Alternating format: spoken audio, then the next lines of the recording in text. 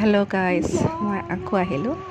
আজি আপোনালোকক জনাব বিচাৰিছোঁ যে মোৰ অঞ্চলৰ দক্ষিণ পশ্চিম হাজাৰপাৰাৰ নামঘৰৰ আজি এদিনীয়া ভাগৱত পাঠ আছিলে। তাত উপস্থিত থাকি বহুত আনন্দ লাগিলে, খুব ভাল লাগিলে। কাৰণ কেতিয়াবা আমি এনেকুৱা ধৰণৰ ভক্তিমূলক পৰিস্থিতি বা ভক্তিমূলক অনুষ্ঠানবিলাকত গ্ৰহণ কৰাটো অতিকৈ জৰুৰী।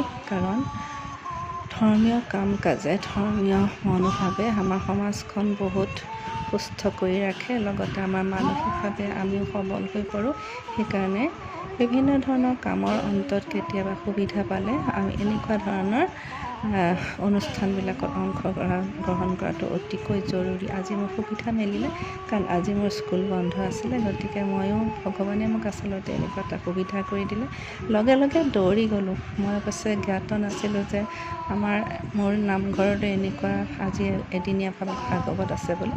লগে লগে সুবিধা কৰি দিলে ভগৱানে, আৰু লগে মই ইমিডিয়েট গ'লোঁগৈ। গৈ ভগৱানৰ ওচৰত শৰণ ল'লোঁ, মোৰ আইসকলৰ লগত কথা পাতিলোঁ, মোৰ যি আশে পাশে থকা লোকসকল লগ পালোঁ। আৰু আজি মই বহুত সুন্দৰকৈ কপিল মুনি দেৱাহুতিৰ বিষয়ে শুনিলোঁ।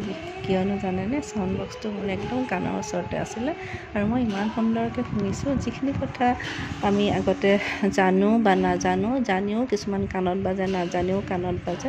কিন্তু যিহেতু একেবাৰে অলপ অচম জ্ঞান নথকা নহয় এই বিষয়ে, তথাপিতো আকৌ যেতিয়া ৰিভাইজ হয় কথাবিলাকে, তেতিয়া কি হয়, আমাক আকৌ সেই ধৰ্মীয় ভাৱধাৰা আমাৰ মনটো প্ৰফুল্লিত কৰি তোলে, সুস্থ কৰি তোলে। গতিকে এনেকুৱা ধৰণৰ পৰিস্থিতিবিলাকত, এনেকুৱা ধৰণৰ অনুষ্ঠানবিলাকত অংশগ্ৰহণ কৰিব লাগে। মই আজি বাৰুকৈ উপলব্ধি কৰিছোঁ কথাটো, আৰু বিভিন্ন কথা শিকিছোঁ। কাৰণ মই আগতে ইমান নামঘৰ যাওঁ যদিও এনেকুৱা ধৰণৰ আনুষ্ঠানিক ওতঃপ্ৰোতভাৱে লাগিব পৰা অৱস্থাত নাছিলোঁ। আজি বৰ সুন্দৰকৈ আছোঁ, কাৰণ প্ৰত্যেকটো অনুষ্ঠানে বৰ সুন্দৰকৈ মই আজি উপলব্ধি চাইছোঁ। আৰু ইফালে বয়োজ্যেষ্ঠ লোকসকল আছে, তেওঁলোকৰ এটা ভিডিঅ' লৈছোঁ। লগতে আইসকলৰ ভাগৱতৰ অন্তত এনেকৈ যেতিয়া ভাগৱত ঘূৰাই গোটেই মন্দিৰটো, সেই পৰিস্থিতি, সেই দৃশ্য বহুত সুন্দৰ লাগিলে। তাৰে এটা ভিডিঅ' আপোনালোকলৈ আগবাঢ়ি দিম বুলি ভাবিছোঁ। লগতে আইসকলৰ যি উৎসাহ, উদ্দীপনা, তেওঁলোকৰ যি গানৰ সুৰ, লয়, তাল, এই সকলোবিলাকে মোক আজি বহুত মোহিত কৰিছে, আৰু মই আজি হেপ্পী হৈছোঁ। আৰু ইয়াৰ অন্তত আমাৰ ভোজ এটাও আছিলে। ভোজ মানে এটা নিৰামিষ খানাৰ এটা আয়োজন কৰা হৈছিলে নামঘৰতে। সেইটো অৱশ্যে ময়ো গ্ৰহণ কৰিছোঁ। তাৰ উপৰিও আজি মই এইখিনি আপোনালোকক জনাবলৈ পাই বহুত খেচৰীয়া দেখিছেনে, ধুনীয়াকৈ ভাগৱত লৈ আহিছে মূৰত। এয়া খোলবাদকে খোল বজাইছে, আৰু গায়ন বায়ন চব আছে। এইফালে বয়োজ্যেষ্ঠ লোকসকল আহিছে।